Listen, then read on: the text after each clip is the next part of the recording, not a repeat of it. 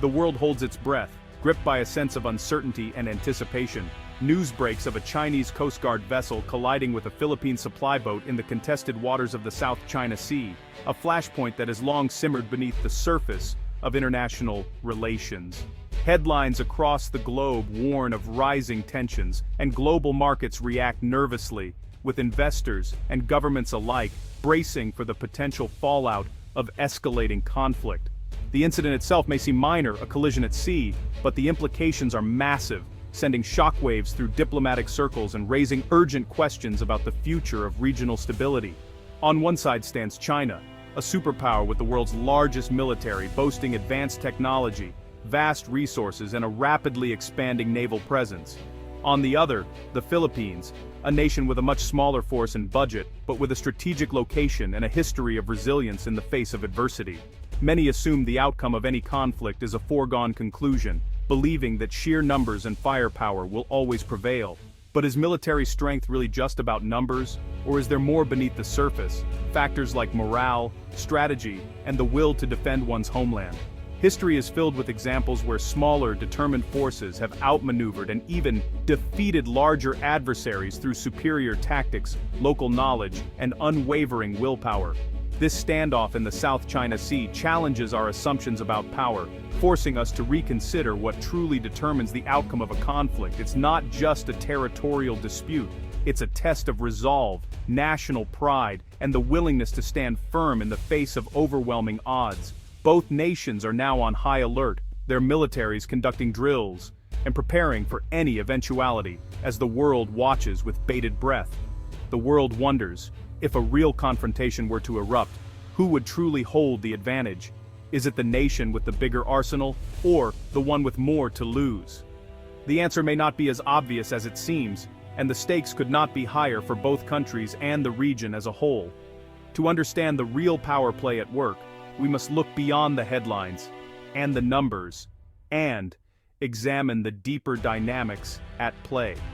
Let's dig deeper into the true capabilities, strategies, and motivations of these two militaries, and uncover what might really tip the balance in this high-stakes standoff. When we think of military power, our minds often jump straight to the most visible signs: the number of soldiers standing in formation, the imposing fleets of ships at sea, and the rows of aircraft lined up on runways. These images dominate parades and news headlines, shaping our perception of strength. By these traditional measures, China appears to be a true giant, boasting millions of active personnel, the world's largest navy by ship count, and thousands of modern aircraft ready for deployment. The sheer scale is undeniably impressive and can seem overwhelming. The narrative that emerges is simple: bigger means stronger. In this view, the Philippines, with its much smaller forces, seems hopelessly outmatched, as if the outcome of any conflict is already decided by the numbers alone. But this perspective is deeply flawed and overlooks the true complexity of military power. Warfare isn't just a numbers game. It's about how those assets are organized, deployed, and used in real situations. The effectiveness of a military force depends on far more than just its size. Training, adaptability, and willpower often matter more than sheer numbers. A well-trained, highly motivated force can punch far above its weight, especially when facing a larger but less cohesive opponent. History has shown time and again that a large, poorly trained force can be defeated by a smaller, more agile and better prepared one. The quality of leadership, the ability to adapt to changing circumstances, and the morale of the troops can tip the scales. The annals of history are filled with examples where underdogs have triumphed against overwhelming odds, proving that numbers alone do not guarantee victory.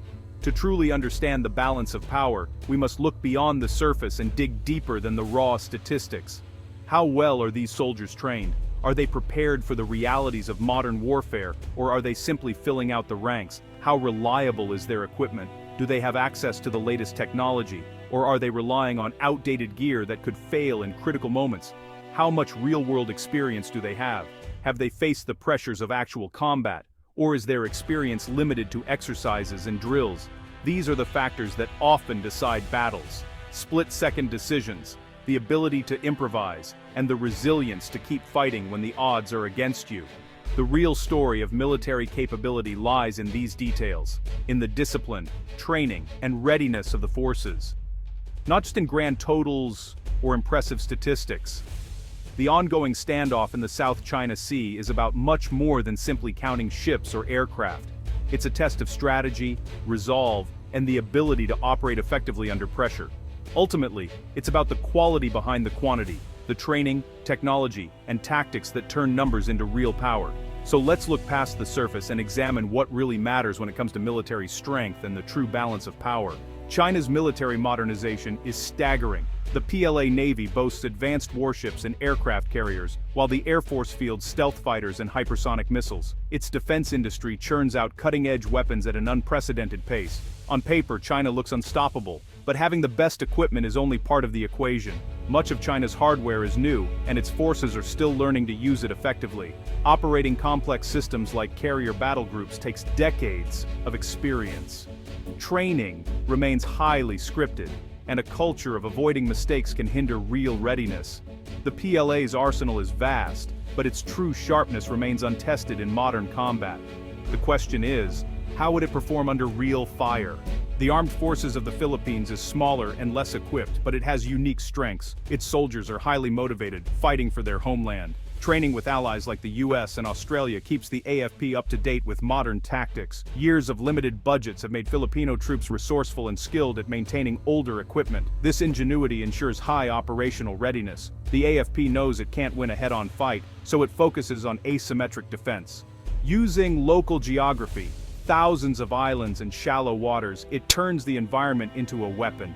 Smaller, faster, and more mobile assets harass and disrupt larger forces. The AFP's strategy is built on adaptability and resilience. Quality, not quantity, is its edge. In the South China Sea, cleverness can be as powerful as firepower. Combat experience is a crucial factor in military effectiveness. The PLA hasn't fought a major war since 1979, leaving its troops untested in real battle. Training can't replicate the chaos and fear of actual combat. In contrast, the Philippine military is battle-hardened. Decades of fighting insurgencies have given AFP soldiers practical skills in jungle warfare. Decades of fighting insurgencies have given AFP soldiers practical skills in urban warfare.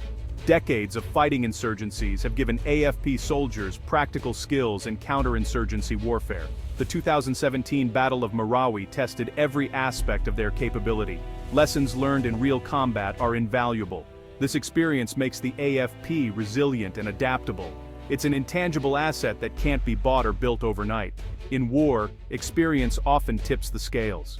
China's strategy is built on overwhelming numbers, but mass production can come at the expense of quality and training. Advanced weapons are only as effective as the people operating them. The Philippines, by necessity, focuses on maximizing every asset and training soldiers to the highest standard. Highly skilled, motivated troops can outperform larger, less prepared forces. This is the essence of a professional military. Quality acts as a force multiplier. In modern warfare, the human element is critical. The spirit, training, and experience of the individual soldier can overcome numerical or technological disadvantages. Sometimes, less is more. Picture a Chinese destroyer patrolling near a Philippine-held island. The tension in the air is palpable as the massive warship cuts through the waves, asserting its presence in these contested waters. Instead of engaging in a direct confrontation, the Philippines opts for a strategic approach. They deploy small, fast attack craft armed with potent anti-ship missiles, ready to defend their territory. These agile boats expertly navigate the complex geography, using islands and reefs for cover. They strike from unexpected angles, making it difficult for the larger ships to predict their movements. The Chinese destroyer, designed for open ocean battles, finds itself at a disadvantage. It struggles to counter the swarm of nimble attackers in the shallow, confined waters. Its advanced radar systems, usually a strength, may become overwhelmed by the sheer number of fast-moving threats, creating a chaotic scene on the bridge. This is asymmetric warfare in action, where smaller, more agile forces can challenge larger, more powerful adversaries. Filipino crews, with their intimate knowledge of the local waters, navigate with confidence and precision. Their motivation is high, driven by the defense of their homeland. Meanwhile, the Chinese crew, far from home and lacking extensive combat experience, faces mounting confusion and stress as the situation intensifies. The Armed Forces of the Philippines AFP have a clear strategy. It isn't about winning a fleet battle outright, but about making any act of aggression costly and risky for China. By leveraging their geography and skill, the Philippines creates a credible deterrent, turning their natural environment into a strategic advantage. The ultimate goal is to raise the price of conflict so high that Beijing hesitates, reconsidering any aggressive moves in these waters. This is the real power play, where strategy and cunning can outweigh sheer size and firepower. Sometimes, the smallest force can have the biggest impact, proving that in warfare, size isn't everything. The strategic use of smaller vessels can turn the tide in unexpected ways.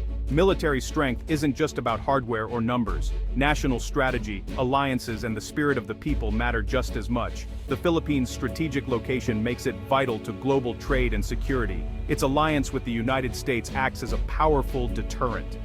Diplomatic and military support from allies strengthens its position. China, by contrast, stands more isolated. The Filipino people's will to defend their homeland is a force multiplier. History shows that national spirit can defy even the most daunting odds. In a prolonged conflict, morale and unity can be decisive. The Philippines' greatest strength may be its unbreakable resolve.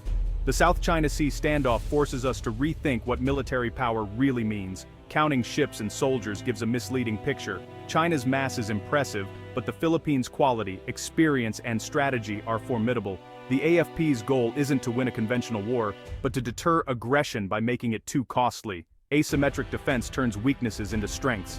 Real power is about strategy, training, morale, and the will to fight. The balance between China and the Philippines is far less one-sided than it appears. The real contest is about resolve and ingenuity, not just numbers. In this struggle, the smaller nation may hold surprising advantages. The lesson: military might is more than meets the eye. Sometimes, the smartest strategy wins the day.